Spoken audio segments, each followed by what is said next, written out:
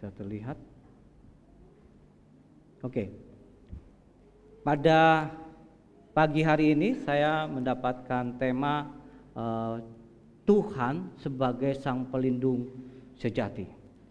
Waktu saya berpikir mengenai pelindung, saya jadi langsung teringat kasus yang baru-baru ini sedang viral. Wah, setahun ini kali viral ya. Vonisnya sudah muncul. Siapa? Ferdy Sambo ya. Oh, nggak kelihatan ya di sini ya. Oke. Jadi minggu lalu atau 2 minggu lalu vonis itu sudah vonis itu sudah disampaikan oleh sidang oleh pengadilan ya. Ferdy Sambo dihukum hukuman apa? Mati ya. Tahu semua ya. Putri Candrawati dihukum 20 tahun ya. Lalu dan yang lainnya gitu ya, ada beberapa, ada siapa lagi tuh, Kuat lah, ada si Ricky gitu ya. Dan juga ada Baradae atau Eliezer ya. Baradae, Eliezer dihukum berapa tahun? Wah, hebat semua loh, tepuk tangan buat kita. Mantap, 1,5 tahun ya, 1,5 tahun. Jadi yang sangat waktu sidang itu sangat menarik adalah ketika putusan sidang Eliezer ya, waktu putusan sidang Eliezer ketika diputuskan gitu ya, lalu sidang ditutup, lalu ada orang-orang yang mengerubuni Eliezer ya, tulisannya di belakangnya LPSK, tahu? Nah, perlindungan saksi gitu ya, lembaga perlindungan saksi. Jadi dilindungi ya, pelindung ya. Kalau kita bicara mengenai pelindung ya, tentu saja kita juga berpikir-pikir ya,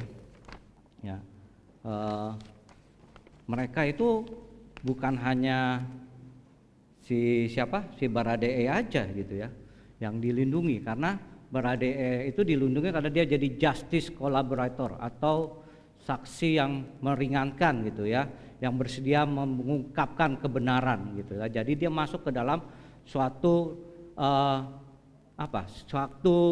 perlindungan saksi ya. Jadi masuk ke dalam perlindungan saksi, dan dia juga tinggalnya di suatu rumah yang disebut rumah persembunyian gitu, safe house. Nggak ada yang tahu gitu ya, nggak ada yang tahu di mana dia tinggal gitu ya. Kalau saya pernah nonton film safe house itu adalah rumah yang tersembunyi khusus untuk bersembunyi, menyembunyikan saksi penting ataupun orang-orang penting gitu dari kejaran orang. Nah, demi menjadikan saksi yang disebut justice collaborator ini, si Baradae ini terancam, dan oleh sebab itu dia masuk ke dalam perlindungan saksi ya. Tentu saja kita semua perlu perlindungan, betul? Kita semua perlu perlindungan, pelindung ya, dari kecil ya, dari bayi kita perlu pelindung. Pelindung kita siapa waktu kecil? Orang tua kita ya. Orang tua kita melindungi kita tidak berdaya ya, kita dilindungi oleh orang tua kita ya, diberi makan, dipelihara gitu ya sampai besar ya. Udah besar jadi orang tua, jadi orang yang melindungi. Tapi secara orang tua pun, secara manusia seperti sekarang besar, sudah dewasa, sudah mandiri, kita juga perlu perlindungan ya. Saya yakin Ferdy Sambo dan teman-temannya itu juga punya pelindung ya. Kenapa dia bisa berbuat seperti itu kita nggak tahu ya, masih abu-abu gitu ya. Tapi saya rasa dia punya pelindung ya. Pelindung itu bisa apa? Pejabat, bisa orang-orang yang berkuasa gitu ya. Tapi pada kasus ini Pak Ferdy Sambo, pelindungnya itu tidak bisa berbuat apa-apa juga, karena sudah terbuka lebar gitu ya, dan mereka tidak bisa berbuat apa-apa. Kita perlu pelindung. Biasanya kita meminta perlindungan itu dari orang yang lebih berkuasa, betul? Betul nggak? Kita pasti cari perlindungan kepada orang yang lebih berkuasa, atau kepada orang yang lebih kaya, atau kepada orang yang punya jabatan lebih tinggi. Kita berlindung di bawahnya. Atau kita mencari harta sebanyak-banyaknya. Sebab kita berpikir harta itu bisa melindungi kita. Ya. Harta itu bisa melindungi kita. Kita juga coba cari posisi setinggi-tingginya, karena kita berpikir jabatan, posisi itu bisa melindungi kita. Kekuasaan bisa melindungi kita. Tapi kita balik lagi pada kasus Ferdy Sambo tadi. Hal itu tidak berlaku. Uangnya katanya triliunan ya. Triliunnya itu nolnya ada berapa saya nggak tahu ya, banyak pokoknya gitu ya. Tapi hartanya kan tidak bisa menyelamatkan dia. Ya. Jadi kita memerlukan pelindung yang sejati. Ya, pelindung yang sejati. Mari kita buka di dalam Yesaya 61 ayat 1 sampai 11. Ya, saya akan bacakan, demikian firman Tuhan. Roh Tuhan Allah ada padaku. Oleh karena Tuhan telah mengurapi aku, Ia telah mengutus aku untuk menyampaikan kabar baik kepada orang-orang sengsara dan merawat orang-orang yang remuk hati, untuk memberitakan pembebasan kepada orang-orang tawanan dan kepada orang-orang yang terkurung kelepasan dari penjara, untuk memberitakan tahun rahmat Tuhan dan hari pembalasan Allah kita, untuk menghibur semua orang berkabung, untuk mengaruniakan kepada mereka perhiasan kepala ganti abu, minyak untuk pesta ganti kain kabung, nyanyian puji-pujian ganti semangat yang pudar, supaya orang yang menyebutkan mereka pohon terbantin kebenaran, tanaman Tuhan untuk memperlihatkan keagungannya. Mereka akan membangun reruntuhan yang sudah berabad-abad dan akan mendirikan kembali tempat-tempat yang sejak dahulu menjadi sunyi. Mereka akan memperbaharui kota-kota yang runtuh, tempat-tempat yang turun-temurun menjadi sunyi. Orang-orang luar akan melayani kamu sebagai gembala kambing dombamu, dan orang-orang asing akan bekerja bagimu sebagai petani dan tukang kebun anggurmu. Tetapi kamu akan disebut imam Tuhan dan akan dinamai pelayan Allah kita. Kamu akan menikmati kekayaan bangsa-bangsa dan akan memegahkan diri dengan segala harta benda mereka. Sebagai ganti bahwa kamu mendapat malu 2 kali lipat, dan sebagai ganti noda dan ludah yang menjadi bagianmu, kamu akan mendapat warisan 2 kali lipat di negerimu, dan sukacita abadi akan menjadi kepunyaanmu. Sebab aku, Tuhan, mencintai hukum dan membenci perampasan dan kecurangan. Aku akan memberi upahmu dengan tepat dan akan mengikat perjanjian abadi dengan kamu. Keturunanmu akan terkenal di antara bangsa-bangsa dan anak cucumu di tengah-tengah suku-suku bangsa, sehingga semua orang yang melihat mereka akan mengakui bahwa mereka adalah keturunan yang diberkati Tuhan. Aku bersukacita di dalam Tuhan, jiwaku bersorak-sorai di dalam Allahku, sebab Ia mengenakan pakaian perhiasan kepala, sebab Ia mengenakan pakaian keselamatan kepadaku dan menyelubungi aku dengan jubah kebenaran, sebab pengantin laki-laki yang mengenakan perhiasan kepala dan seperti pengantin perempuan yang memakai perhiasannya. Sebab seperti bumi memancarkan tumbuh-tumbuhan dan seperti kebun menumbuhkan benih yang ditaburkan, demikianlah Tuhan Allah akan menumbuhkan kebenaran dan puji-pujian di depan semua bangsa-bangsa. Ini ditulis oleh Nabi Yesaya kira-kira 150 tahun semasa pembuangan bangsa Israel di Babel. Jadi bangsa Israel sedang berada dalam kondisi tertawan. Bangsa Israel berada dalam kondisi tertekan, berada dalam kondisi penindasan di Babel. Ya. Tapi Nabi Yesaya bernubuat mengenai hal ini, ya, bahwa ia akan menyampaikan kabar baik kepada orang-orang sengsara. Siapa? Merawat orang-orang yang remuk hati, ya, memberikan pembebasan pada orang-orang tawanan dan seterusnya. Kalau kita lihat, ada yang bawa Alkitab? Ya, bawa Alkitab Yesaya, buka Yesaya yang tadi. Oke. Bangsa Israel memerlukan seorang pelindung, seorang juru selamat, seorang penolong ketika mereka sedang di dalam masa itu, ya, masa penjajahan, masa penawanan itu. Kalau kita baca di ayat 61, kita di Alkitab ini ada di bawah, ya. Kalau Alkitab ini ada di bawah. Kalau di Bible, ada yang punya Bible? Sekarang kita belajar. menggunakan Bible gitu ya, menggunakan Alkitab. Kalau di Bible ya, kalau kita buka di dalam Yesaya gitu, ada titik-titik 3 ya, coba diklik titik-titik 3, ketemu gak? Kalau pakai aplikasi Bible itu ada titik-titik 3. Yesaya 61 ayat 1 ya, ada titik-titik atau ada tanda-tanda ini, bisa diklik deh. Ada?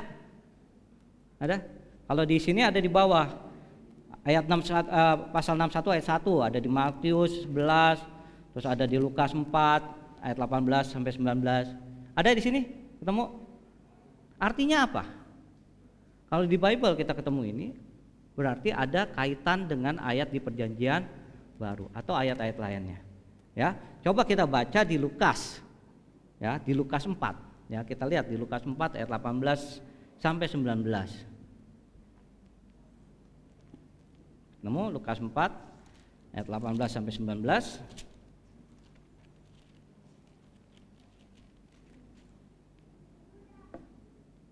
Sudah? Dikatakan demikian ya. Jadi sama ini ayatnya ya. Sama ayatnya. Jadi ketika Yesus disuruh datang, Yesus sedang beribadah di rumah ibadat, dia disuruh membaca satu kitab. Yang dibaca adalah kitab Yesaya.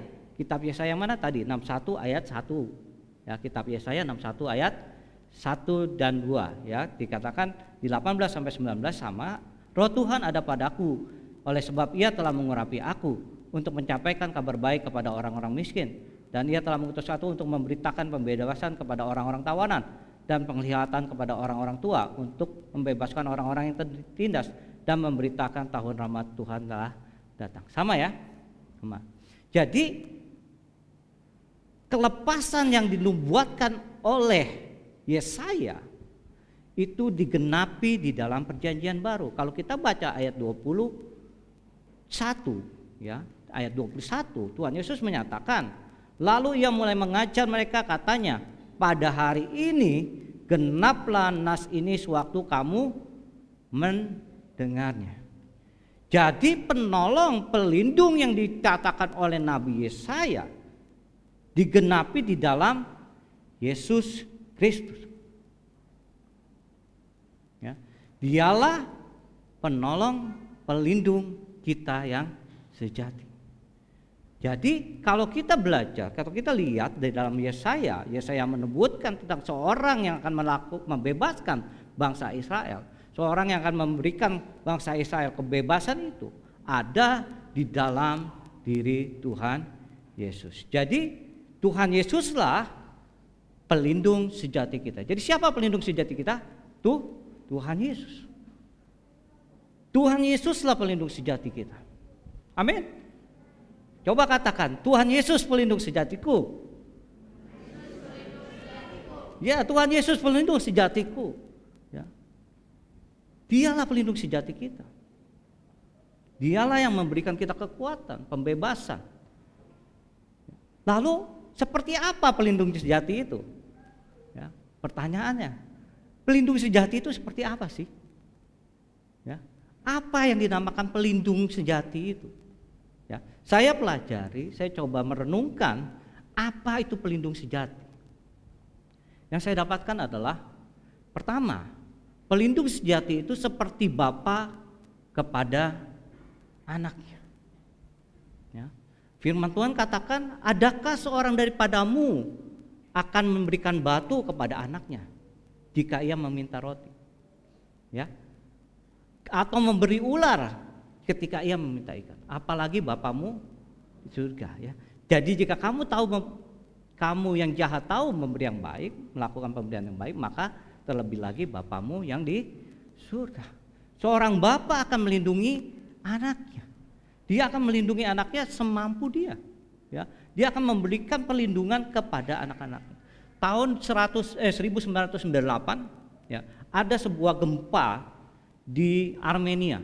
Ya, kira-kira ada 50.000 orang meninggal akibat gempa tersebut. Pada hari itu, seorang ayah, ya, seorang bapak mengantar anaknya ke sekolah. Dia mengantar anaknya ke sekolah, ya. Sebelum gempa dia mengantar anaknya ke sekolah, lalu dia tinggal. Lalu dia berkata kepadanya, "Anakku, aku mengasihi engkau. Aku tidak akan meninggalkan engkau." Lalu dia pergi. Setelah beberapa saat dia jalan, gempa itu terjadi. Gempa itu sangat luar biasa besarnya sehingga merubuhkan gedung sekolah itu. Lalu sang ayah ini ketika dia dapat perjalanannya ke kantor, dia balik lagi. Dia coba mencari anaknya, tetapi anaknya tertimbun oleh reruntuhan gedung sekolah. Lalu apa yang dia lakukan? Ayah ini mencari-cari di mana letak kelas anak tersebut, di mana letak kelasnya. Lalu setelah dia cari, dia temukan. Lalu dia mulai menggali. Walaupun belum ada orang-orang lain yang menolong, pemadam kebakaran dan segala macam belum datang.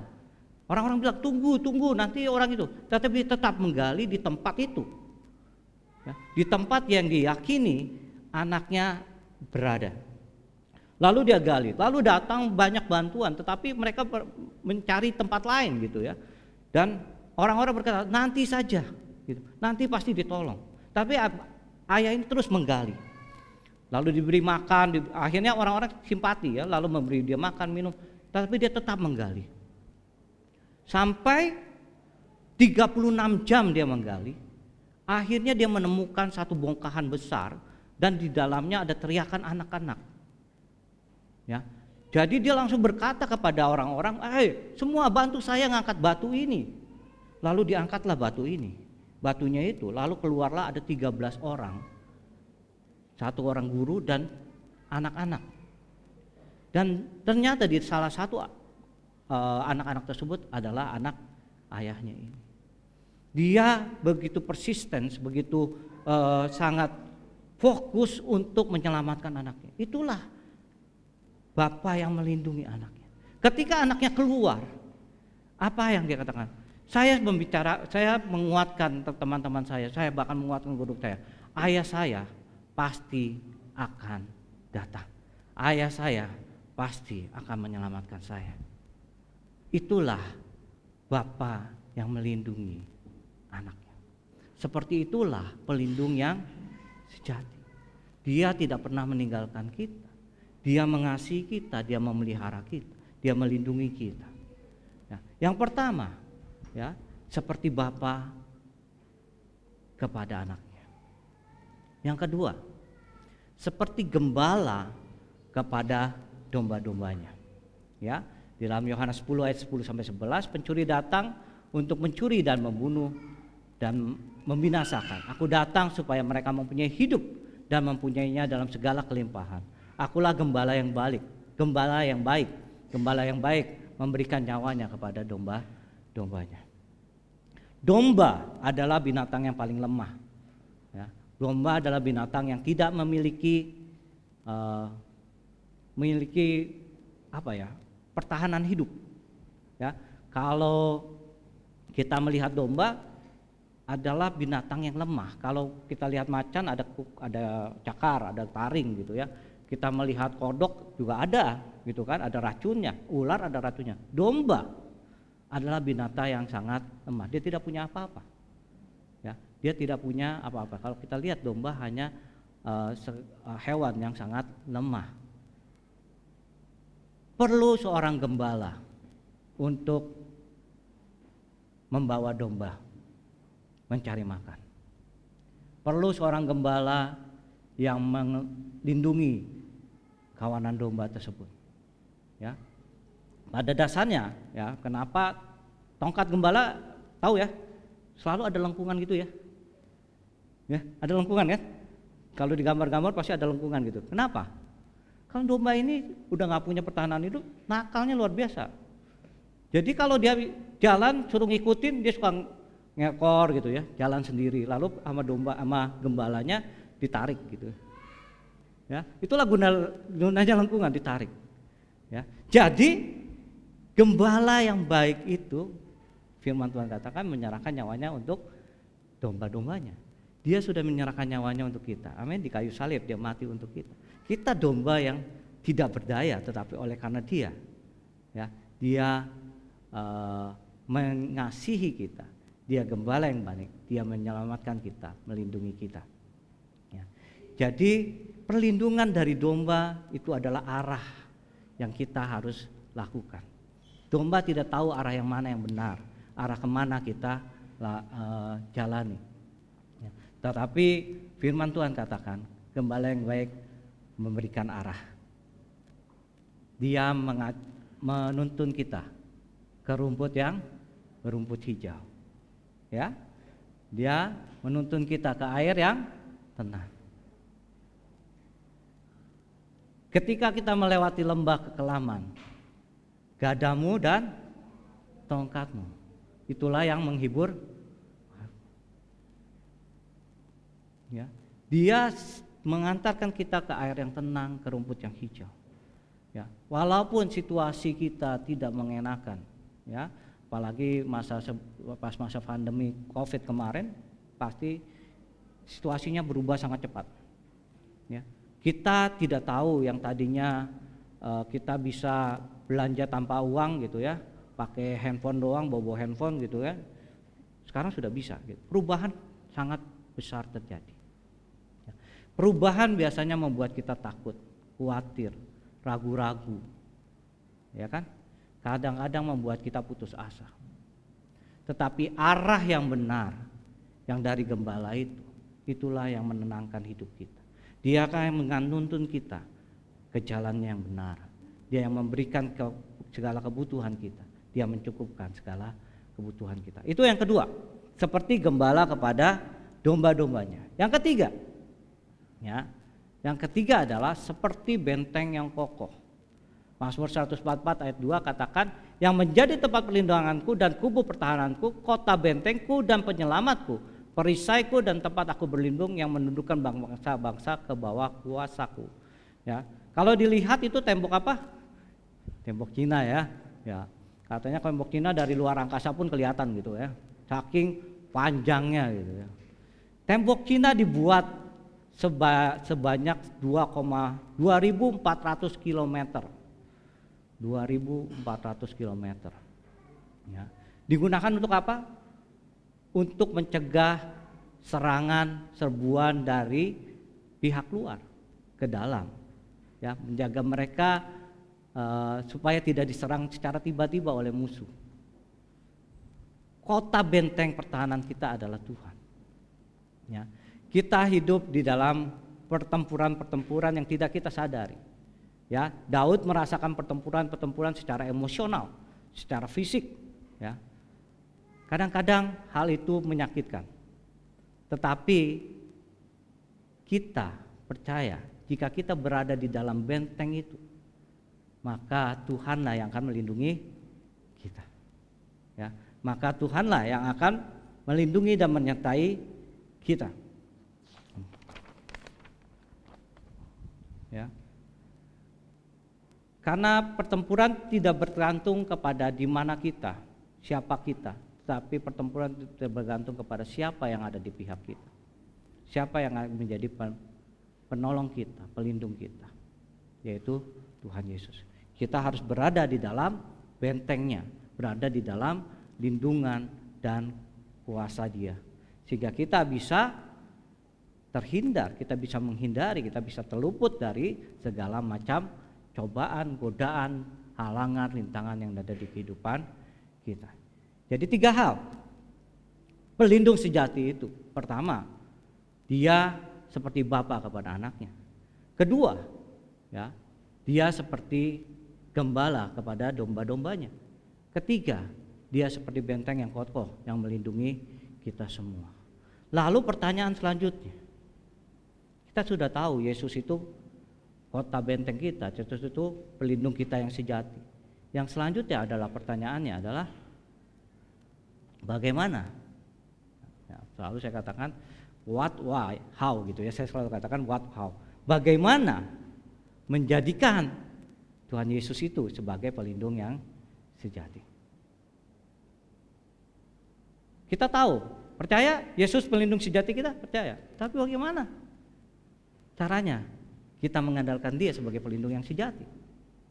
Yang pertama, percaya sepenuhnya kepada Dia, pelindung sejati kita. Ya. Siapa di sini kalau mau berlindung tapi kita nggak percaya orangnya? Kita akan berlindung, mencari perlindungan pada orang yang kita percaya, benar nggak? Ya, kita percaya dia bisa melindungi, kalau enggak kita nggak akan melindungi ke dia, betul? Ya, jadi setiap orang cari perlindungan kepada orang yang kita percayai. Jadi perlindungan sejati kita yang harus kita percayai adalah Tuhan Yesus. Jadi percaya sepenuhnya kepada pelindung kita. Ya, kalau minggu lalu pendeta Stefanus pagi 2 itu berkata mengenai Sadrak, Mesak dan Abednego. Ya, ini percaya sepenuhnya kepada Allah. Dikatakan kamu sembah patung saya, kalau enggak kamu masuk ke perapi apian. Apa jawab Sadrak, Mesak dan Abednego? Dia bilang, kalaupun Allah kami yang kami sembah tidak menyelamatkan kami, sekali-kali pun kami tidak akan menyembah patung Tuhanku. Itu percaya sepenuhnya kepada Allah.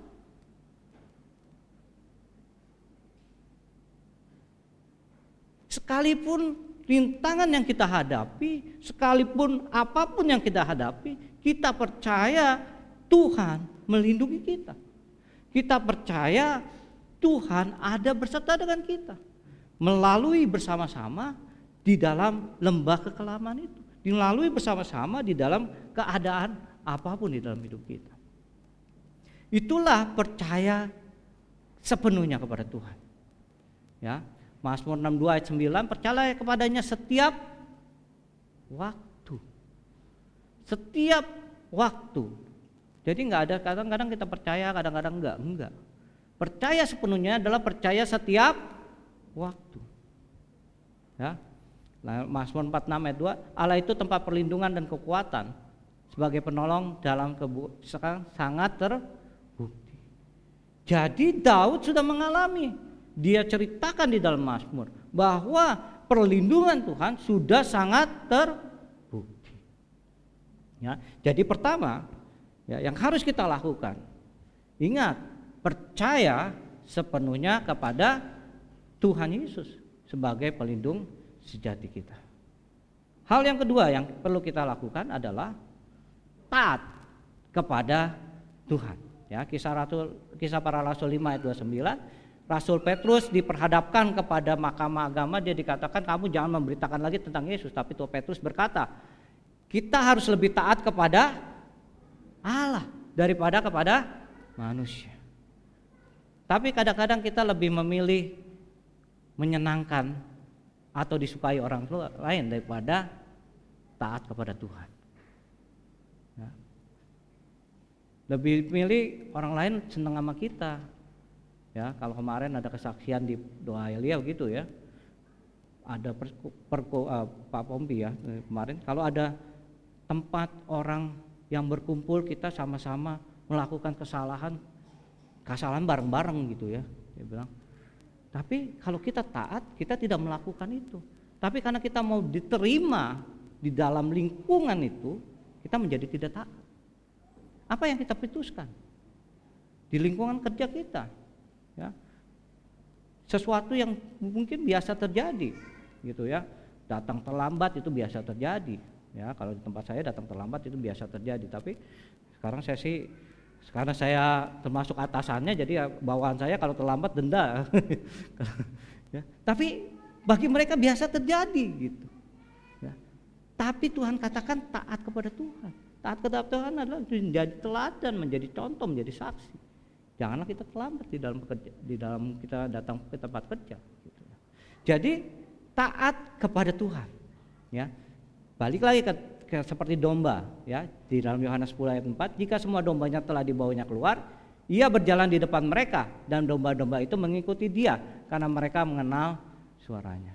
Jadi kalau kita lihat koboi, pernah lihat nonton film koboi? Kalau banteng gitu kan? Yang koboinya di depan apa di belakang? Di belakang kan? Gitu kan?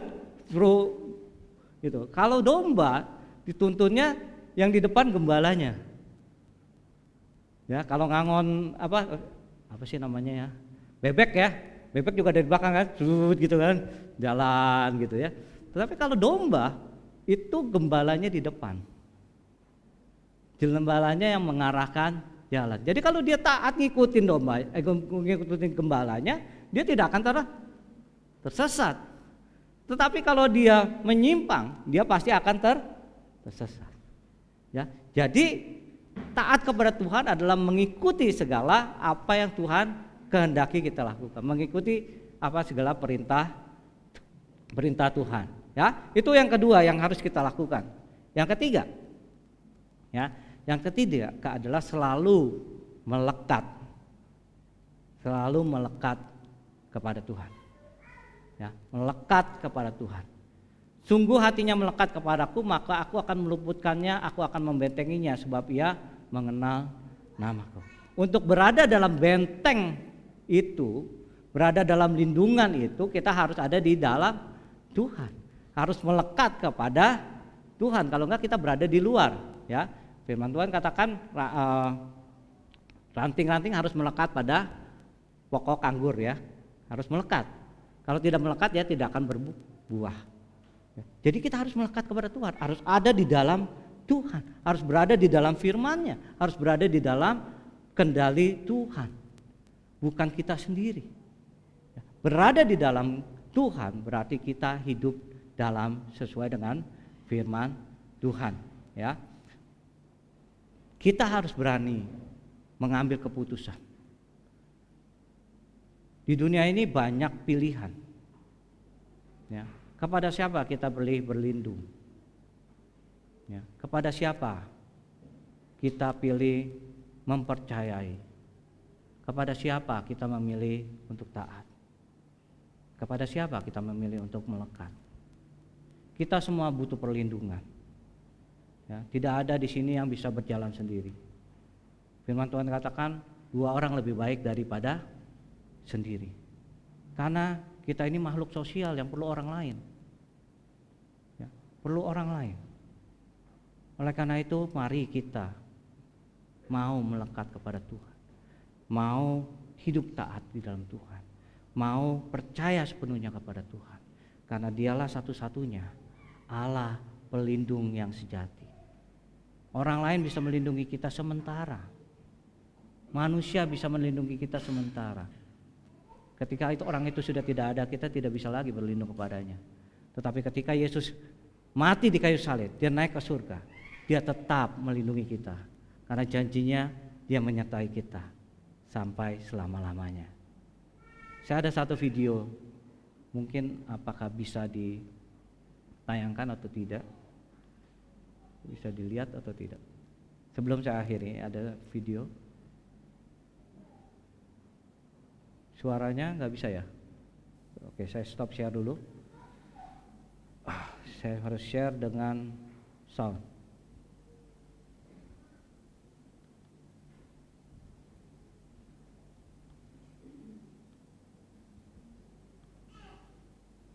Wah, nggak kedengeran ya? Apa-apa, dibaca aja, ada bacanya kok. Semenjak dari kita lahir, Tuhan telah melindungi kita.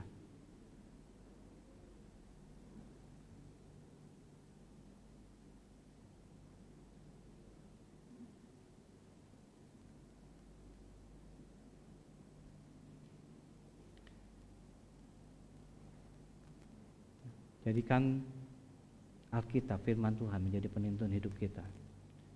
Hidup kita tidak akan mulus-mulus saja, ya. Hidup kita tidak akan mulus-mulus saja, tetapi terus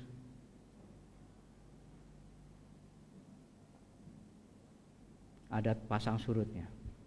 Kita akan dibenci, kita akan jatuh.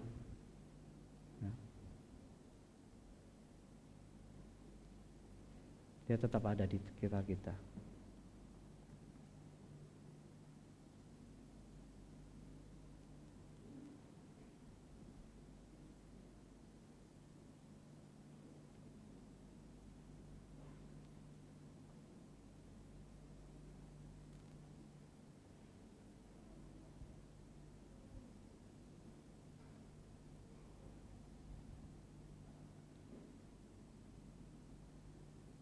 Ketika kita sakit, dia ada beserta dengan kita.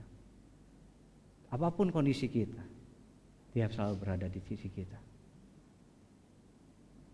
Dan Dia akan menjawab ketika kita berseru kepada Dia.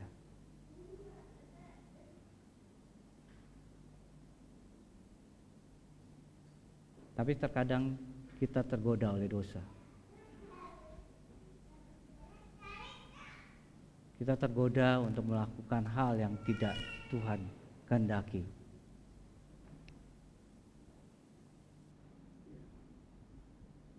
Kita mencoba dosa itu kita lakukan, ya. Sama seperti Adam dan Hawa. Dan kita sembunyikan itu di Tuhan.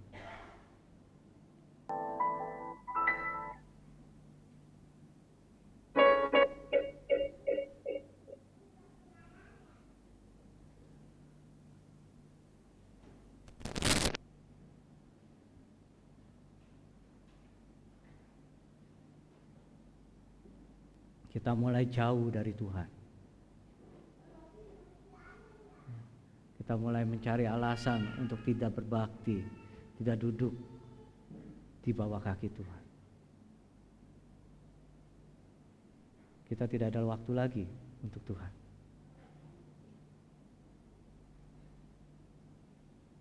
Ketika kita mencoba untuk dosa, kita berasa bisa melakukan itu sendiri.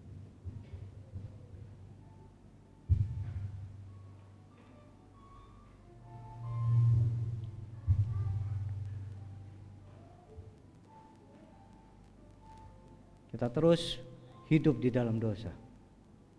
Tapi Tuhan tetap memikirkan kita di dalam hatinya.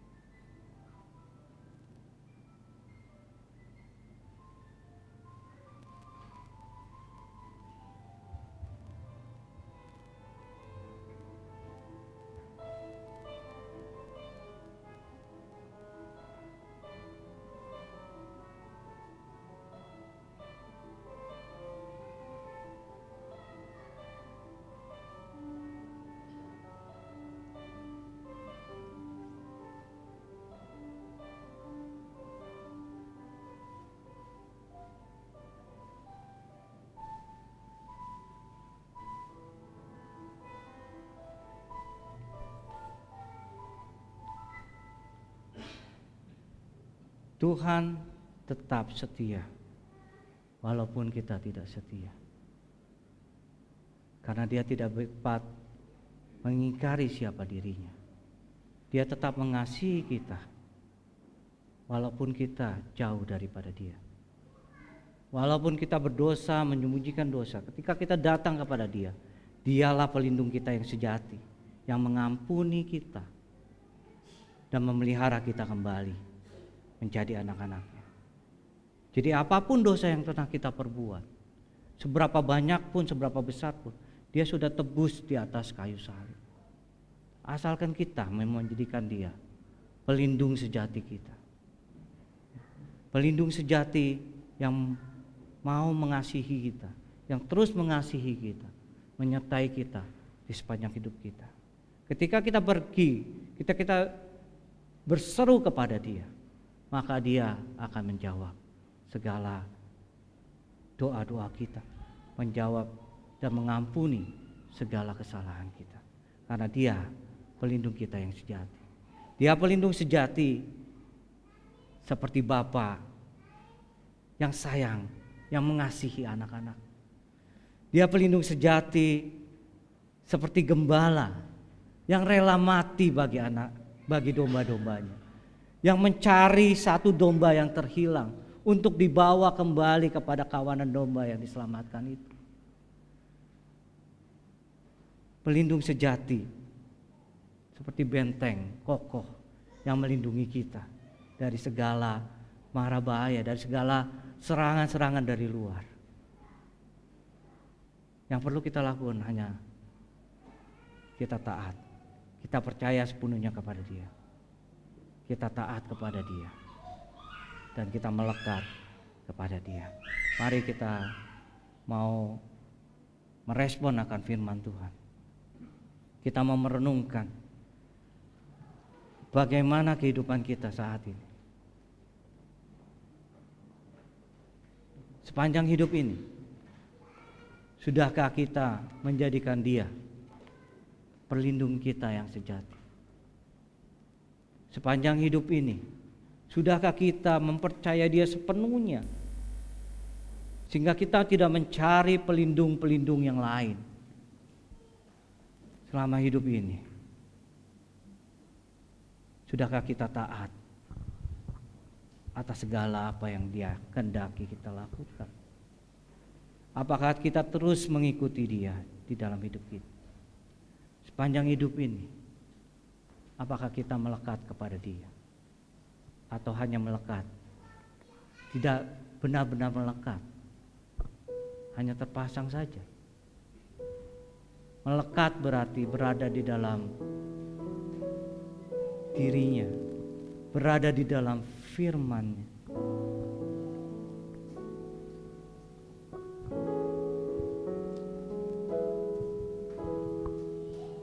Tuhan itu Bapa kita.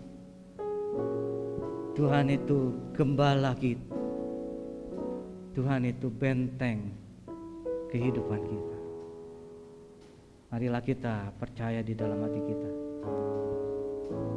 Marilah kita responi firman Tuhan pada pagi ini di dalam hati kita masing-masing.